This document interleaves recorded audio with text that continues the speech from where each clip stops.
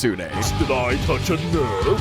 You pressed the Soulseer button. Excuse me, the what? Hello, my fellow hunters, and today I want to talk about Soulseer Mizutsune, and just that simple little sentence, I want to talk about Soulseer Mizutsune.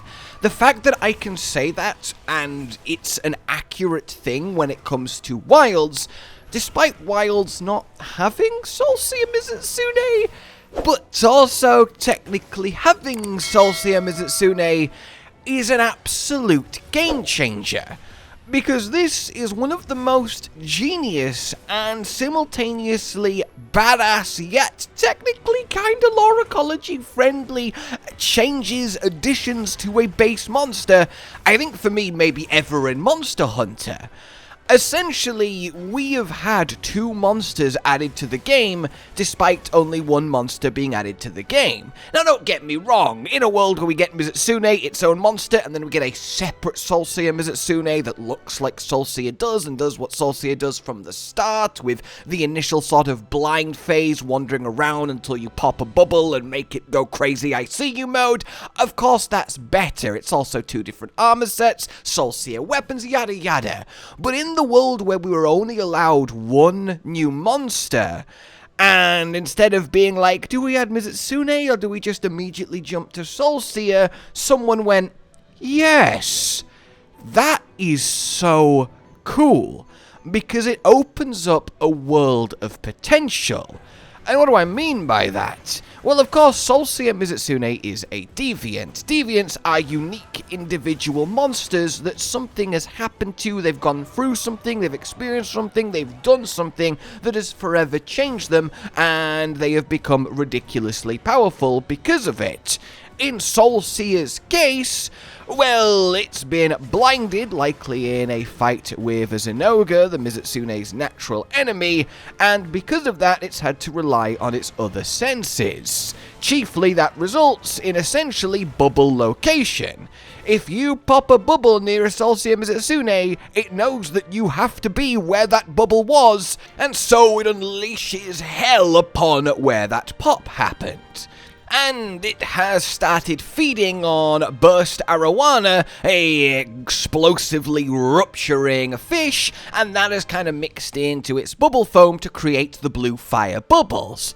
So that's kinda neat, right? And also being blind has made it develop a little bit differently. It's got stronger limbs from having to, reach out and experience the world in a new way, and the kind of blue fire from its eyes that's soul-searing is water vapor leaking from it once it's sensed you and is on your trail.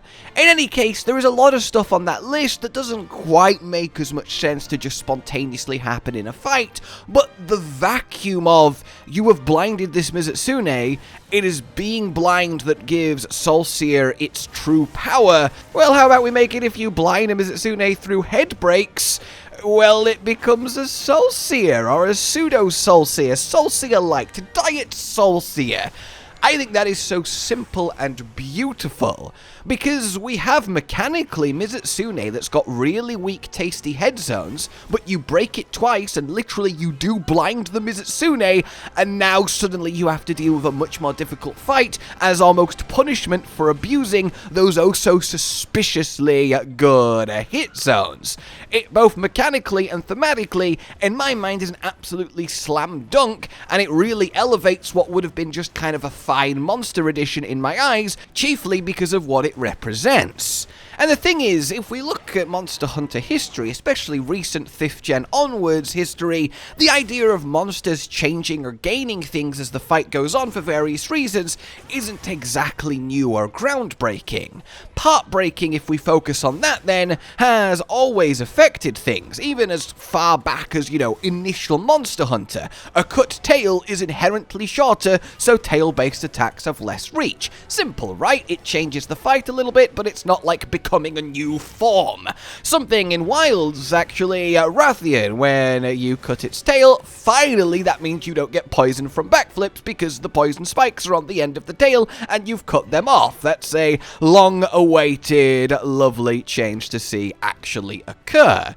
but even an extreme example of like fully part-breaking Shia enough that it entirely transitions from its rocky golem phase into its next phase. Technically that's because you've done enough part damage, but that's obviously an extreme final bossy-esque version that's more phase transition-y. But even phase transition-y based on health, like say Raging Brachydios final area, that's an entirely new version of the fight with new moves and new experiences, and that just unlocks and progresses as you go through it.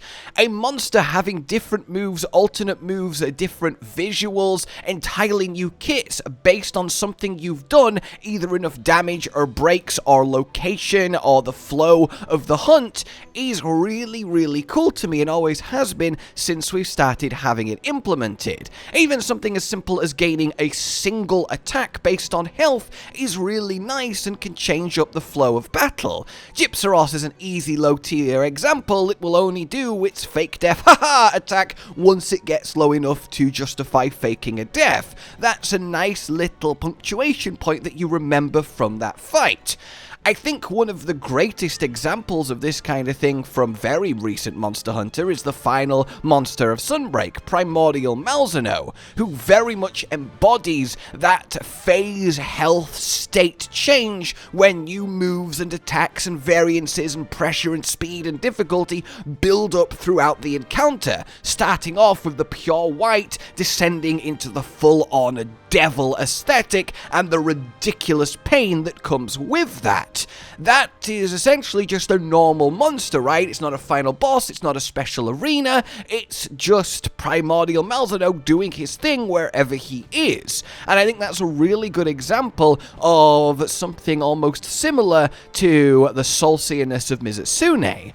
But while we have had examples of health, of part breaks, of various other factors resulting in a vastly different or changed hunt experience in some way, this is the first time that that kind of idea has been pushed to the point where you can definitively argue that this monster has essentially become another monster in the middle of a fight. It would be like if you were fighting gore magala, and once it got low, it ran round a corner, quickly molted, and came out a fully fledged Shagaru magala ready to go. That would be a bit startling and horrifying, but it almost feels kinda that level. And using Deviant justification is the perfect one because they tend to come about because of injuries or part breaks, or at least a good number of them do. But the idea that Mizutsune is both Mizutsune and Soulseer Mizutsune at the same time, despite those two monsters being two separate monsters on the list of monsters, I think is fascinating to me and an ultimate expression of this dynamic hell state zone part-breaking alteration of monsters in the hunt as you go along. And I would love to see this explored more, and I think one of the best and easiest ways to explore it more is to use that deviant angle, because it's always a shame when really cool versions of monsters from Monster Hunter's past essentially get lost to time.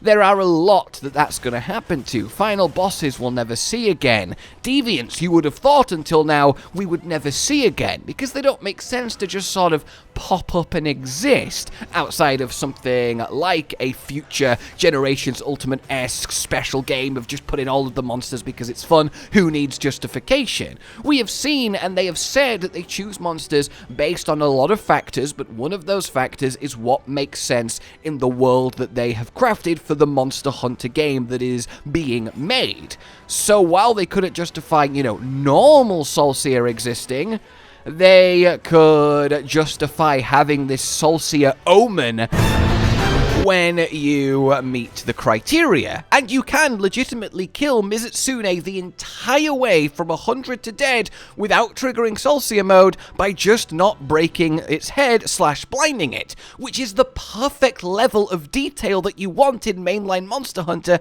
and that the devs want. So the idea that we can get multiple monsters returning, bundled up and fused into one monster is really cool. And yes, that's kind of happened before when we we have a 5th or 6th gen returning monster for the first time, and they package it with moves from its subspecies, from its rare species, from its variants. Even the fire beams of water and the fiery water explosion is very violent Mizutsune, and it'll be a while, I would imagine, before we get literally violet, but having a couple little violet bits in Mizutsune is nice, as it would be in any given returning monster to have a bit of a melting pot of all of its versions. But to have a distinct, this normal Mizutsune becomes a Soulseer Mizutsune in front of you dynamically based on your actions is just fabulous to me. And if we look at the Deviants then, there's a lot of other monsters that you could make strong justifications for. The obvious and best example is the most famous and arguably best and canonically most powerful of the Deviants, Bloodbath Diablos. He, as a young Diablos, lost a fight with a hunter and it left his horn broken and scarred. Because of that, he got real fucking mad and got real good at fighting, and so angry that his blood boils the blood on his shell from all of his victims to create powerful steam explosions, right? So, let's say you have a Diablos, he's back in a Modern Monster Hunter, you break his horn, and oh no! Suddenly he starts glowing with rage, and bloodbathifies as you fight. It's just as viable as Soulseerness because you are missing the years of living with that issue. That's the one thing this doesn't quite allow for. Soulseer became Soulseer because of years of living being blind and learning to adapt. It happening instantly as a snap in the fight is a little bit pushing it, but I think rule of cool overrides when there still is a base you can justify from. Oh my god, he's so goddamn cool! And breaking a Diablos horn so thoroughly, maybe like a third break after breaking both horns that it goes bloodbath, would absolutely be amazing. Something like Shogun Senator. He could dig down when he's on low health and oh, he just so happens, by chance, to find a Glavenus skull? Or let's say you break his regular skull shell, the Gravios, and he's like, well, I need a new shell now. So he goes down, and this would be from a part break, and he has a chance each time you break his shell to find a Glavenus skull, and then he comes back up, uses the Glavenus skull to sharpen his claws, which makes them super deadly, and ta-da, we now have a Rust Razor Senator on our hands. Especially as he kind of already does literally that in the fight. It's not the hardest thing in the world to just make that a Shogun Senator thing in general. You kind of see how this can go. There are a few that it doesn't sort of work for, like Dread King Rathalos, who is just a super powerful Rathalos, and a few others that follow that kind of theme, or you've got your Silverwind Nagakuga, who's just very old, powerful, and experienced. I don't think you're going to super age him in the middle of the fight, but there are definitely forms of monsters, especially Deviants, that we can part break transition. And I would love it to be expanded out to not just a part break, oh, deviantification, but you could have other forms too. Monsters turning into even rare species or variants in a way mid-fight that perhaps is a new discovery for the guild. That could be a theme or a mechanic of a Monster Hunter game. Monsters being much more fluid in the forms they can take based on the battle and environment that they are experiencing with you, the hunter. And that's really where I'm getting with this. I think having a Mizutsune with the ability to go full Soulseer in the middle of a hunt is opening up a whole world of potential, and I hope that potential is kind of explored because it's very freaking cool.